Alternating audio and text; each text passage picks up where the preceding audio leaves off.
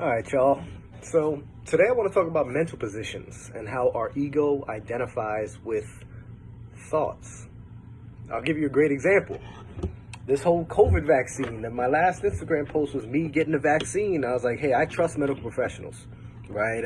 In my mind, it would be selfish of me not to get the vaccine. I have family members who have my best interests at heart, who are medical professionals, who are telling me to get the vaccine. So I can't not, or I'm going to be hearing it from them. And personally, I just feel like it's a slap in the face to professionals who have been on the front lines, sacrificing a lot, risking their lives to save people, who have been there zipping up body bags, the trauma that they've been through. And these people are telling us, hey, go get the vaccine so we can get herd immunity. I can't not listen to them. But that's my mental position. That's my opinion. And when I post my opinion and others share their opposite opinion, I recognized, not at first. At first, my conditioned mind, my ego was had completely taken over me.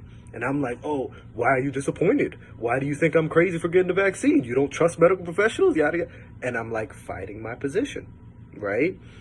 Why do I feel the need to fight my position? Because my ego has identified with that position. Because my conditioned mind has taken this thought, this opinion, and turned it into not just a thought. It's turned it into a part of my identity. Now, because I identify as not a anti-vax. I identify as someone who trusts medical professionals. So my ego turned that mental position into an identity, to the point where now my ego, my conditioned mind, felt the need to fight that as if that mental position were wrong, then I'm wrong, then my identity is wrong, my being, who I am, is wrong. And we do that with a lot of other things. We do that with our political views, right? We identify with a group, and then we have something called confirmation bias, where we're going to only research what confirms our initial bias, our initial thought of it. What is our mental position? I'm going to only look for evidence that confirms that mental position, that confirms that my identity is correct, that I am right. But right and wrong are extremely dangerous notions. Right and wrong, us thinking that our position is right and others are wrong, has led to war. It's like the main factor in war. It's, I'm right, you're wrong, let's fight about it.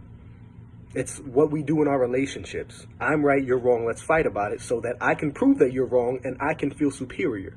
Because that's what our ego wants, to feel superior. But what I had to recognize is that there are people out there that have had experiences that have led to their beliefs, and my opinion is not any better than anyone else's, because they're operating in the world based off of their paradigm of the world. And I can't sit here and say that I wouldn't have the same exact paradigm, the same exact mindset as they would if I had lived their life. You can't judge anyone. And I've mentioned this before, guys, but I have to mention it again. You can't judge anyone for their views and opinions, because if you lived their life, you would probably think the same exact way.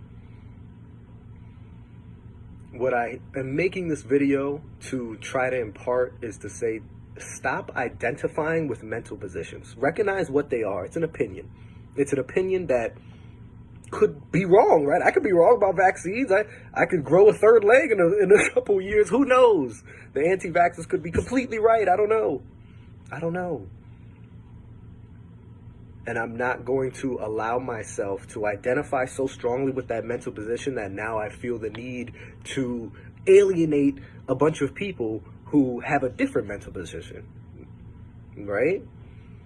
That's what I want to impart, to not allow your opinions and thoughts to become who you are. It all stems back to practicing sitting in the seat as the observer of your mind, to recognize that you are not your thoughts. I should change my thing from Rich Reveals Wealth to You Are Not Your Thoughts. If I had a billboard, if there was one thing that I could say before I croaked out, You are not your thoughts. Stop identifying with your mind. Stop identifying with those mental positions. Stop making them a part of who you are. It's just a mental position. Be here, be in the now, be in the moment. And don't alienate people just because they have different thoughts than you. You know, we're all different. So I hope that this helped you raise your consciousness a little to become more aware of those thoughts and aware of how you are allowing your mental positions to make you take things, because that's exactly what I did. I took certain things personally. Oh, you're saying that my family's wrong. You're saying that my family are puppets, that they don't know what they're talking about.